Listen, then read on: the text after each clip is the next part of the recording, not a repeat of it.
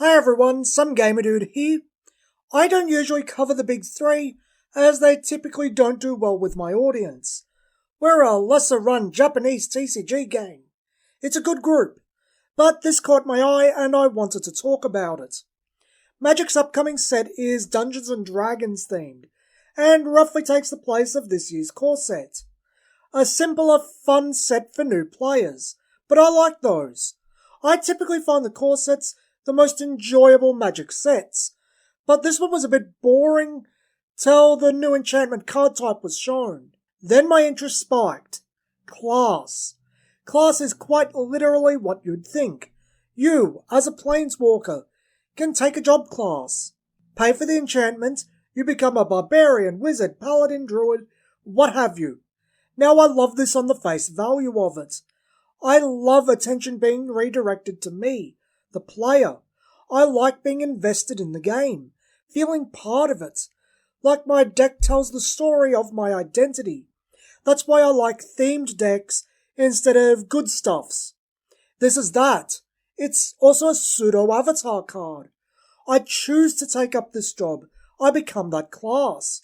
I show everyone that I am a warlock or a ranger or whatever.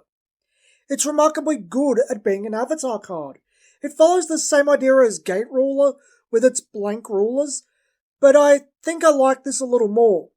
Instead of being a blank to insert myself onto, it's the weapons and gear of that class, the equipment.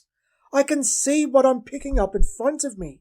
I'm not big on role-playing, but I am really enamored with the idea of this. So naturally it gives a passive effect related to your new job. But as you level up, here leveling is tied to paying more mana into it, and is essentially the old level up mechanic from way back in 2010's Rise of the Eldrazi. You get more skills or a burst of power. 1, 2, 3 doesn't really suit D&D, but I think it's the best they could have done with the restrictions of Magic the Gathering. 1, 10, 20 doesn't make much sense and may confuse people. How do I get to level 2?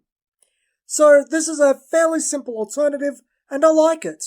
Some are better than others, but generally are worth the investment. I also like how you can play multiple and multi-class, though I do think it's going to be a bit too easy versus D&D to do this, but again, you have to accept you can't do a one-to-one transition. I do kind of wish they were legendary. It doesn't make much sense to have two of the same class to be in play, and some of them do stack. Like, am I a double cleric? How does that even work in context? But that aside, I like them a lot.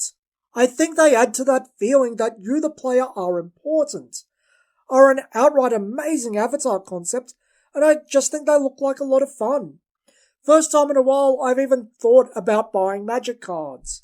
I wonder if people would make a new casual format, something Commander-like, where you choose a class and have it in play, something akin to a ruler.